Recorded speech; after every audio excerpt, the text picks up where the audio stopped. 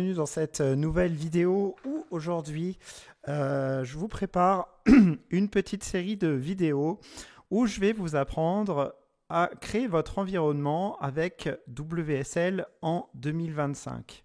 Alors l'idée de cette série de vidéos, c'est de voir un petit peu donc, comment utiliser Windows, Windows qui est le système actuellement le plus répandu en 2025.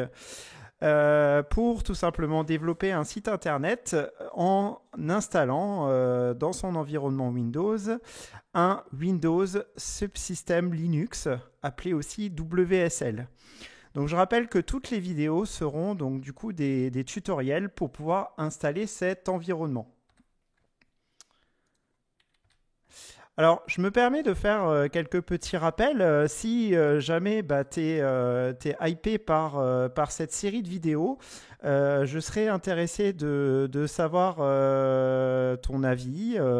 Donc, n'hésite pas à commenter cette vidéo, à rajouter ton petit commentaire. Et n'oublie pas, évidemment, de t'abonner à la chaîne YouTube si ce n'est pas encore fait. Cela me permettra de rendre tout simplement ma chaîne YouTube la plus visible possible sur Internet pour faire profiter de mes vidéos à un maximum de personnes, ce qui est tout mon objectif. Il faudra quand même avoir quelques petits prérequis avant de commencer cette série de vidéos. La première chose, c'est qu'il faudra savoir un petit peu manipuler la ligne de commande. Alors même si tu ne l'as jamais fait, tu pourras suivre quand même la série. Je vais assez détailler les choses. Je vais d'ailleurs mettre aussi dans les vidéos en commentaire, en description, des liens vers des repos où tu retrouveras toute la liste des instructions détaillées que je vais présenter dans la vidéo. Néanmoins, voilà, sache que la ligne de commande sera un prérequis indispensable. Windows Subsystem for Linux, WSL, c'est quoi? C'est un système Linux qu'on va directement installer dans un environnement Windows. Donc, plutôt que d'avoir à faire un dual boot, je sais que certaines personnes ne sont pas forcément à l'aise et n'ont pas forcément les compétences techniques pour pouvoir installer un dual boot sur sa propre machine. Eh ben, on va se servir de cette alternative qui est bien sympathique, qui est WSL. On va voir à la suite quelques objectifs, quelques vidéos et comment je compte du coup séquencer un petit peu cette petite série de vidéos. Alors la première vidéo consistera tout simplement à la partie WSL. Donc je vais détailler dans cette première vidéo comment installer WSL sur un système Windows 10 ou Windows 11. Elle sera valable pour les deux environnements. On verra également en deuxième partie comment faire les mises à jour du système WSL. Alors, il y a un certain nombre de distributions Linux qu'on peut installer directement dans Windows et on va choisir de partir sur celle qui est la plus répandue, à savoir Ubuntu. Voilà. Et là, donc, tu peux voir ici un petit schéma qui te permettra de comprendre un petit peu comment ça marche. Tu as donc ton système Windows qui est installé sur ta machine. Ensuite, tu as WSL qui est un driver spécifique à Windows. Et au-dessus, on va installer tout simplement, un peu comme à la manière d'une machine virtuelle, on va avoir donc notre distribution Linux qui va directement tourner dans notre environnement Windows.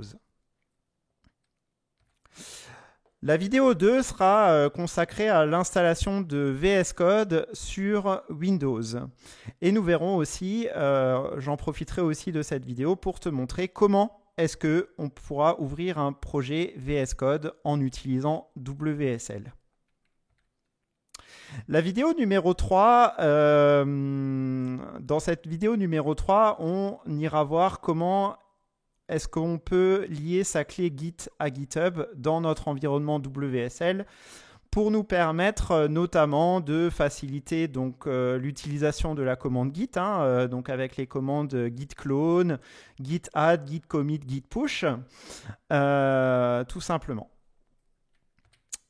La vidéo 4, on passera vraiment dans le dur et on verra comment est-ce qu'on peut s'installer donc un environnement pour le front-end On commencera déjà par s'installer un petit serveur statique qui nous permettra simplement de pouvoir délivrer du HTML, CSS, JS dans WSL. Et le choix du serveur que j'ai choisi pour cette partie, c'est Apache 2. Ici, tu peux voir un petit schéma. Donc, quand tu iras sur ta machine Windows en ouvrant par exemple ton navigateur Google Chrome, tu pourras faire une requête vers http://localhost qui désigne la machine elle-même, /index.html et donc ce sera le serveur Apache qui sera dans l'environnement WSL qui te renverra directement les ressources HTML, CSS, JS qui sont liées à ton document HTML que tu vas produire grâce à VS Code.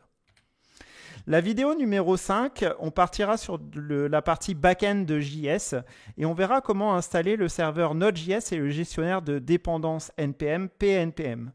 On verra comment le faire, notamment via un outil qui est très populaire qui s'appelle NVM. Cet outil est plutôt pratique dans la mesure où il nous permet de switcher à tout moment entre les versions Node.js de façon assez simple. On le verra donc du coup dans ce chapitre. Cela te permettra par exemple, si tu sais faire un back-end avec Node.js, avec Express et avec EJS, de pouvoir tout simplement depuis ton navigateur Chrome faire une requête vers localhost 2.3000 /blog par exemple, qui sera une route de ton projet et qui ira directement taper dans l'environnement WSL sur le port 3000 et qui redirigera du coup les requêtes vers ton serveur Node.js que tu auras conçu. Voilà, et donc tu pourras constater que tes réponses arriveront bien ici dans le navigateur avec le HTML, le CSS et le JS délivrés par ton serveur Node. Ensuite, la 6e vidéo sera consacrée à la partie back-end de PHP. Donc, on verra pour ceux que ça intéresse comment installer le serveur PHP et comment surtout le faire fonctionner avec le serveur Apache 2 qu'on a donc introduit plus tôt dans une précédente vidéo pour délivrer des contenus PHP côté client. Donc pour cela, on aura besoin de notre serveur Apache 2 qui lui de base est délivré du HTML, CSS, JS. Les requêtes se feront sur le port 80 de ton environnement WSL et le serveur Apache 2 ira demander au serveur PHP de traduire le contenu PHP qui le renverra au serveur Apache 2 sous forme de HTML et qui le renverra donc du coup au navigateur pour délivrer des contenus de pages de site web. La 7e vidéo, cette fois-ci, sera consacrée à toute la partie base de données. Donc, on verra comment installer une base de données MySQL et on verra comment installer Adminer, qui est une interface simple pour accéder tout simplement base de données et interroger notre base de données MySQL avec du langage SQL. La vidéo numéro 8 et l'avant-dernière vidéo sera consacrée à l'installation d'une base de données PostgreSQL, comment installer un serveur PostgreSQL dans WSL et comment utiliser Adminer pour accéder aux données de la base tout simplement. Et enfin, la toute dernière vidéo sera consacrée à la partie automatisation. On verra comment faire en sorte de démarrer automatiquement des serveurs lors du démarrage de la machine Windows. Parce que une des particularités de WSL, c'est qu'on verra qu'à chaque fois que tu redémarreras en fin de compte ta machine Windows, tu seras obligé de démarrer tes services manuellement. Là, cette vidéo-là sera consacrée à voir cette partie et surtout à ce que je te donne une petite astuce qui te permettra de rendre cette partie-là automatique sur ta machine. Voilà, et c'est tout pour cette petite vidéo. J'espère que ça te plaira de voir donc du coup cette petite série de vidéos qui va arriver donc du coup au fur et à mesure dans les prochains jours. N'hésite pas à la commenter, n'hésite pas à t'abonner et puis je te donne rendez-vous dans la prochaine vidéo. Ciao.